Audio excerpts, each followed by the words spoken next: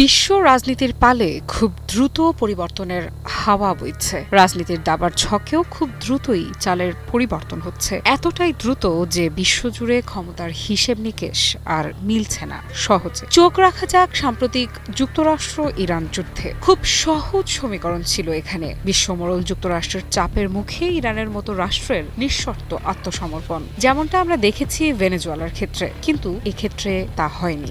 Iran বরং এমন সক্ষমতার স্বাক্ষর রেখেছে যা বিশ্বজুড়ে ক্ষমতার হিসেব নিকেশকে চ্যালেঞ্জ জানিয়েছে। কিন্তু এই পালা বদলের পেছনের মূল কারণটা কি? একটু গল্পের ভেতরে ডুবে গেলেই ভেসে ওঠে একটা নতুন জোটের নাম, যে জোট চোখ রাঙাচ্ছে ক্ষমতার শিখরে থাকা মার্কিন যুক্তরাষ্ট্রকে। কোন জোট বলুন তো? ইরান, রাশিয়া, চীন বিশ্ব রাজনীতির নতুন জোট, যে জোটের সামনে রীতিমতো হিমশিম খাচ্ছে পুরনো শক্তিরা। ইরানকে সাম্প্রতিক যুদ্ধে পেছন থেকে নানাভাবে সাহায্য করেছে দুই শক্তিশালী মিত্র রাশিয়া ও চীন। তার প্রমাণ মিলেছে আন্তর্জাতিক নানা সংবাদপত্রের নথি থেকে শুরু করে গোপন গোয়েন্দা নথির পাতা থেকেও। এছাড়াও কূটনৈতিকভাবে দুই পক্ষই মিত্র রাষ্ট্রের সমর্থনে প্রকাশ্যে গলা চড়িয়েছে বহুবার। সম্প্রতি রাশিয়া স্পষ্ট জানিয়ে দিয়েছে ইরানের জন্য তারা শুধু কূটনৈতিক সমর্থন নয়, প্রয়োজন হলে আরও বড় ভূমিকা নিতেও প্রস্তুত। এই ঘোষণা কি শুধু বন্ধুত্বের, নাকি এর ভেতরে লুকিয়ে আছে নতুন এক জোটের ইঙ্গিত?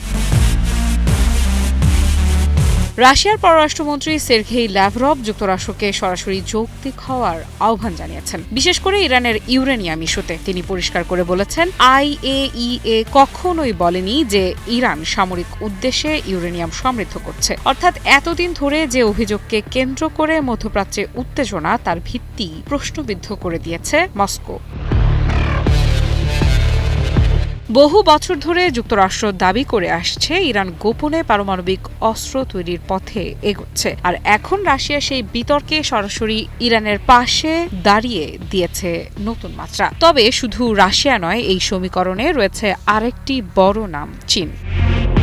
সম্প্রতি ফিনান্সিয়াল টাইমসের এক অনুসন্ধানী প্রতিবেদনে দাবি করা হয়েছে ইরান গোপনে ব্যবহার করেছে একটি চীনা গুপ্তচর স্যাটেলাইট, আর এই স্যাটেলাইটই নাকি ইরানকে দিয়েছে মার্কিন ঘাঁটিগুলোর সুনির্দিষ্ট অবস্থান ও গতিবিধির তথ্য। প্রতিবেদনে ফাঁস হওয়া সামরিক নথির বরাতে বলা হচ্ছে এই স্যাটেলাইটকে ব্যবহার করে মধ্যপ্রাচ্যের বিভিন্ন মার্কিন ঘাঁটির ওপর নজরদারি চালানো হয়। শুধু সাধারণ পর্যবেক্ষণ নয়, বরং নির্দিষ্ট সময়, সুনির্দিষ্ট স্থানাঙ্ক, এমনকি সম্ভাব্য আঘাতের কৌশলও নির্ধারণ করা হচ্ছিল এই তথ্যের ভিত্তিতে। হামলার আগে এবং পরেও ওই সব ঘাঁটির ছবি তোলা হয়েছিল। অর্থাৎ শুধু আঘাত হানাই নয়, আঘাতের ফলাফল যাচাই করতেও ব্যবহার করা হয়েছে এই প্রযুক্তি। ফলে প্রতিটি হামলা হয়ে উঠেছে আরও নিখুঁত, আরও কার্যকর। এদিকে রাশিয়ার পররাষ্ট্র মন্ত্রণালয়ের মুখপাত্র মারিয়া জাকারোভা জানিয়েছেন, রাশিয়া ও চীন এখন সমন্বিত শক্তি হিসেবে কাজ করছে বিশ্বকে স্থিতিশীল রাখার জন্য। কিন্তু এই স্থিতিশীলতা শব্দের ভেতরেই কি লুকিয়ে আছে নতুন শক্তির ভারসাম্য? বিশ্লেষকেরা বলছেন এটি কেবল কূটনৈতিক ভাষা নয়, বরং একটি বড় পরিবর্তনের সংকেত। কারণ একদিকে যখন ডোনাল্ড ট্রাম্পের নেতৃত্বে যুক্তরাষ্ট্র চাপের কৌশল জোরদার করছে, অন্যদিকে রাশিয়া ও চীন ধীরে ধীরে তৈরি করছে একটি সমন্বিত প্রতিরোধ। এই সমীকরণ আরও স্পষ্ট হয়েছে ল্যাভরভের সাম্প্রতিক চীন সফরে। সেখানে তিনি বৈঠক করেছেন চীনের পররাষ্ট্রমন্ত্রী ওয়াং ই এর সঙ্গে এবং সাক্ষাৎ করেছেন প্রেসিডেন্ট শি জিনপিং এর সঙ্গে। প্রশ্ন হলো, এই ধারাবাহিক যোগাযোগ কি শুধুই কূটনৈতিক আনুষ্ঠানিকতা, নাকি এর পেছনে গড়ে উঠেছে এক অদৃশ্য জোট? কারণ বাস্তবতা বলছে ইরান এখন আর একা নয়, তার পাশে দাঁড়িয়েছে দুই পরাশক্তি, যাদের হাতে রয়েছে পারমাণবিক সক্ষমতা, বিশাল অর্থনীতি এবং বৈশ্বিক প্রভাব। এই তিন দেশের সমন্বয় যদি বাস্তব জোটের রূপ নেয়, তাহলে তা মধ্যপ্রাচ্য নয়, পুরো বিশ্ব রাজনীতির ভারসাম্য বদলে দিতে পারে।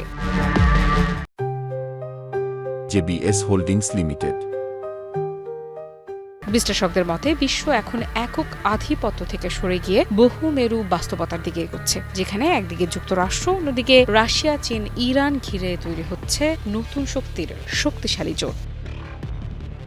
আফ্রিদা ইফরা, নিউজ 24।